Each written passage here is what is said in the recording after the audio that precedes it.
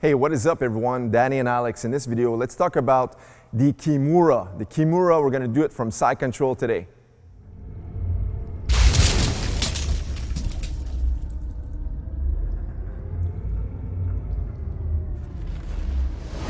All right, so before we get started, it's important to understand the technique in itself, but also what is it and a little bit of history just before we get started. So the Kimura lock is basically a lock that attacks the shoulder joint as well as the elbow, all right? So it creates a very tight pressure where it can break the arm. So the Kimura in itself is basically the udegarami, which translates from a Japanese term, entangled arm, all right? So basically it became the Kimura because in the 1950s, the famous judoka Masahiko Kimura actually defeated Grandmaster Helio Gracie in a no time limit match with this technique in itself, and then they branded the technique the Kimura lock, all right? So basically udegarami is what we know today as the Americana.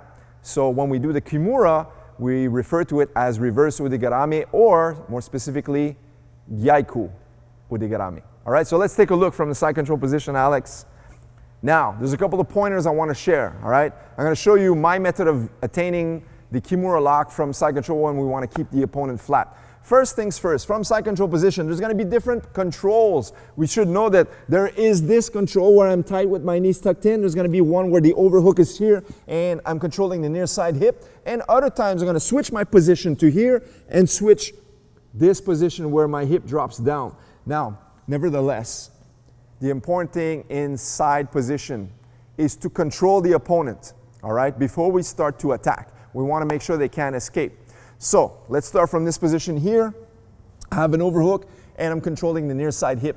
When I'm here, a lot of times, this is going to be a perfect position to attack the Kimura lock from this position. So I'm going to trap the wrist, trap his wrist. Always go at the extent of his wrist, all right? Don't trap the forearm. That's a common mistake. So trap just before it wrist locks, all right? So right here. So you go here, and now the hand is already waiting for it.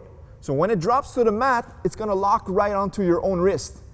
Now there's going to be a transition is where the magic's going to happen right here. I'm going to drop my own wrist to the mat as well as my elbow. So I'm in a plank position here.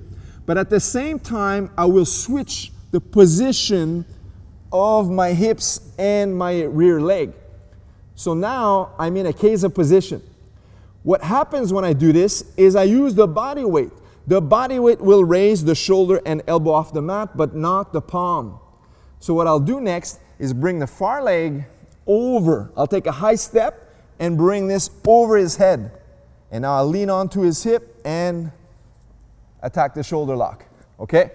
Let's take a look at a few details. A lot of times this setup is gonna get complicated. Why is that? Because the person on the bottom is alive. He's not just gonna flag his wrist for you to get it. So most of the times, if the arm is on this section, he's gonna underhook underneath my arm to start to set up his escapes or at least defend. So if you're here and you're having a hard time catching that Kimura and you're saying, Coach, how am I gonna catch the wrist from here? There's a few tricks you can do. Number one, you're gonna swim this inside, pin it to the mat and trap it from here. And then you'll attack the wrist and it's get go, right? You're dead on. Another trick is sometimes when your hook is here, you're gonna bait him into getting the mount position. So watch my leg. As it goes in, he's gonna want to attempt to block that knee. And that's when you trap the wrist and you're into your submission attack. Now, switch the position of your hips near his head onto the top like this. Now take a high step, and it's very important to bring the foot on top of his neck. And now lean on to his hip. That's going to create the leverage. What you want to do is bring his hand in the direction of your foot by creating constant pressure, by putting all of your weight on his hip, and imagine your ear goes to the bottom side. And that's going to create a good pressure to attain this lock. Now there's a couple of pointers I want to share before we end this video very quickly is if you do not switch your base when you do this. For example, if you're attacking the lock and your back leg, which is my right leg in this position, just stays floppy as such, like this, he's gonna sit up and start to escape. If I have a good base here, but I don't bring my leg over his head, he's gonna sit up and start to escape. It's very important to bring this across the head. So watch the movement without the lock. Once I'm here, this comes out to a 90 degrees, toes on the mat, never a flat foot. I always have active toes. So this is what I mean by active toes. I'm pressing against the mat. And when I take my step, it'll come to here, boom. My lap is over his face. Sometimes if you don't have the flexibility, you're gonna bring this foot in like this, such, walk it in. See, I crawl my toes, heel, toe, and that's gonna bring it right into a position where it's a 90 degrees here and a 90 degree on the back leg. Other times, what will happen is because you're not bringing the back leg in. So from the side position here, what happens is when you do your switch, you keep your leg too far out, so it's hard to reach here. So bring your leg in, watch my right knee. It comes here, and this one comes here, versus kicking it far high. See, now I can't reach.